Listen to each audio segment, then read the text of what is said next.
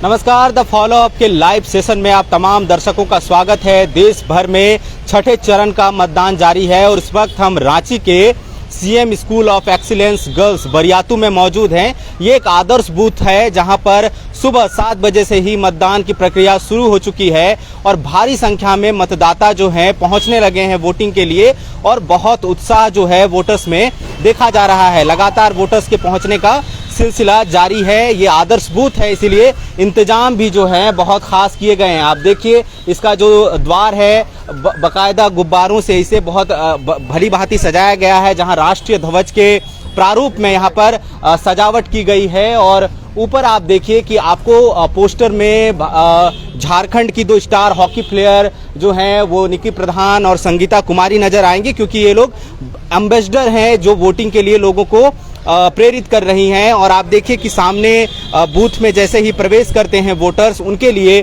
Counters बनाए गए हैं जहां पर वो अपने मतदाता पहचान पत्र से पर्ची का मिलान करते हैं, समझते हैं कि कौन से बूथ में उनके लिए कौन सी जगह बनाई गई है। और इस तरह से ये इंतजाम जो किया गया है बाकायदा काउंटर बनाकर, और वहां पर जो कर्मी बैठे हैं वो मतदाताओं की मदद कर रहे हैं। ये जो है वेबकास्टिंग की भी व्यवस्था है, यानी कि सीसीटीवी कैमरे से लगातार बूथ की निगरानी की जा रही है।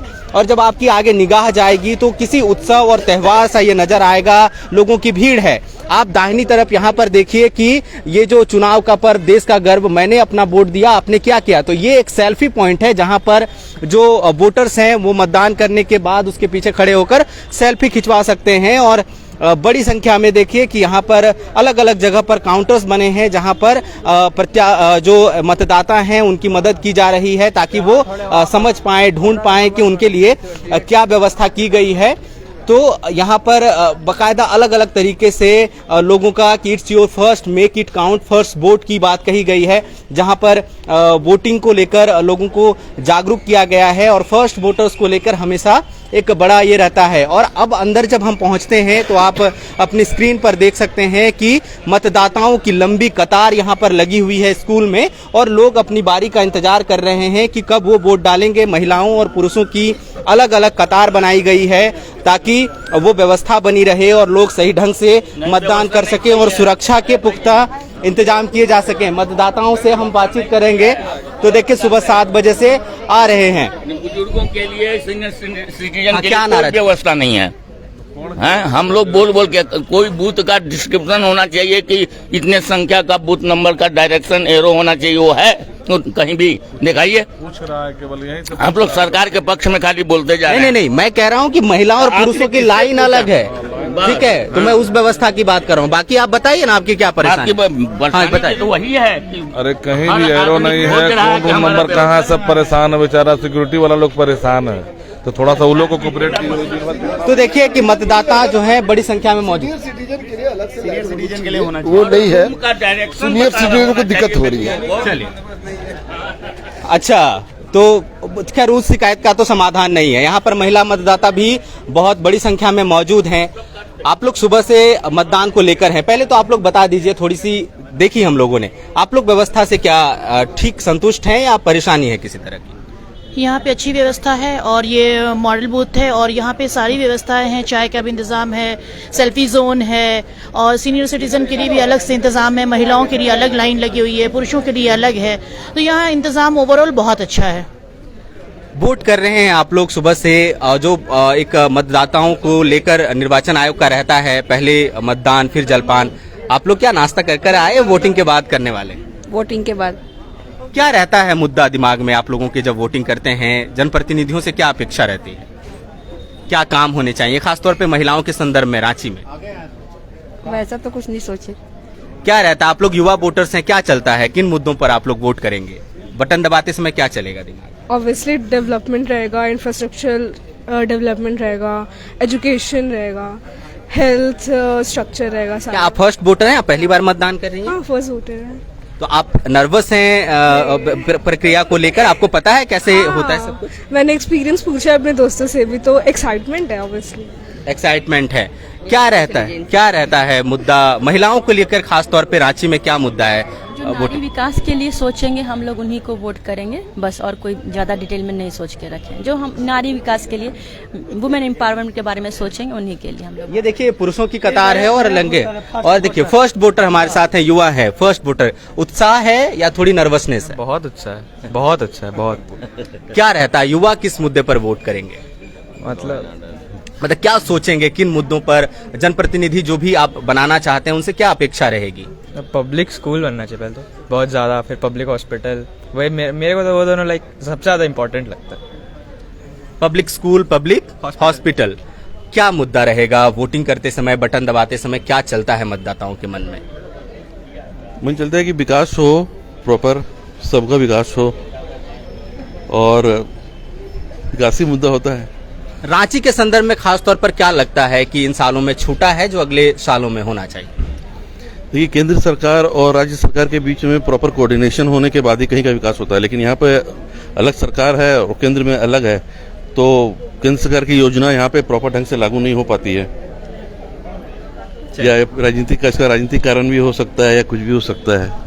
चलिए, शहर का विकास जो है वो मुद्दों पर होना चाहिए। यहाँ पर देखिए वोटर्स की लंबी कतार आगे तक जा रही है, धूप खिलने लगी है, गर्मी भी बढ़ेगी, तो मतदाताओं के को इंतजाम को लेकर, उनके लिए व्यवस्थाओं को लेकर जरूर सवाल रहेगा। आप लोग युवा वोटर्स रांची में क्या सोचकर, क्या अपेक्षा करके वोटिंग करेंगे?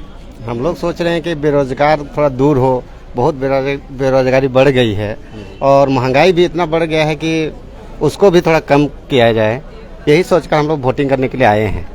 आप फर्स्ट वोटर लग रहे हैं, सही है जी ना? क्या रहता है फर्स्ट वोटर, क्या सोचकर वोट कर रहा है, किन मुद्दों पर वोट कर रहा है?